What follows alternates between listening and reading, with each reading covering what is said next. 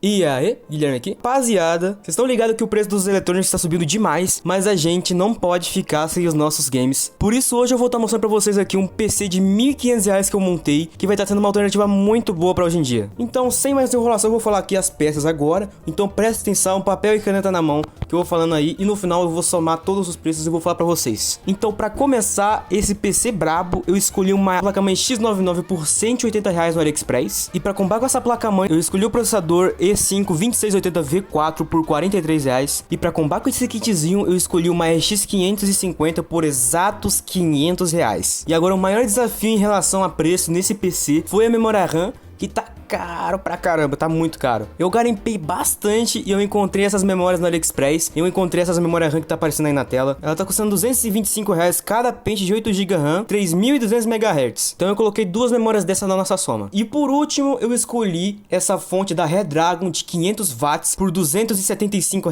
Ela vai segurar essa configuração aí de boíssima. E esse PC vai estar rodando bastante jogo brabo, hein, pessoal? Eu mesmo tenho um PC muito parecido com esse, mudando que a minha placa de vídeo é uma RX 580. Então, rapaziada, antes de ir pros testes, eu queria pedir pra vocês deixarem um like, se inscrever no canal e pra poder fortalecer o canal. Então, sem mais ter o que falar, vamos pros testes do canal Z Game Carlos.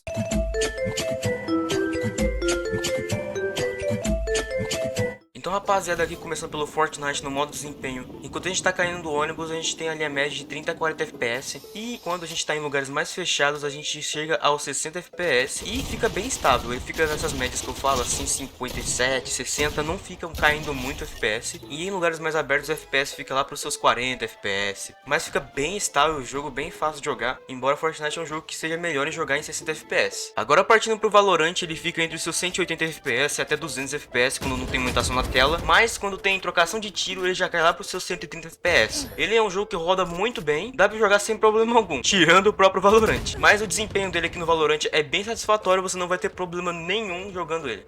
Indo pro GTA V, ele fica acima dos 40 FPS enquanto você tá dirigindo. E esse PC, galera, ele fica com um desempenho muito estável, como vocês podem ver. Por mais que tenha um gargalo de placa de vídeo ser mais fraca que CPU, ainda assim tem um desempenho bem equilibrado, sem quedas de FPS bruscas. Quando você tá andando, o FPS cai bem pouco em relação a quando você tá dirigindo. Assim, você vai ter uma experiência muito normal. Você consegue zerar o jogo 10 vezes se você quiser. Agora no CS2 ele fica acima dos 90 FPS quando não tem muita coisa na tela. E em alguns momentos, quando são mais tensos, ele cai até pros 40 FPS. Mas assim, esse é mais difícil de cair pros 40. Em momentos de trocação mais pesada, ele fica lá nos seus 70 FPS, 60 FPS. Vendo o Resident Evil 4 Remake, ele fica nos seus 27 FPS com queda pros 24 quando tem muita coisa acontecendo na tela. Esse já é um jogo muito mais pesado que pede requisitos bem fortes. Mas esse PC consegue segurar as pontas e levar esse jogo na força do ódio e rodar ele.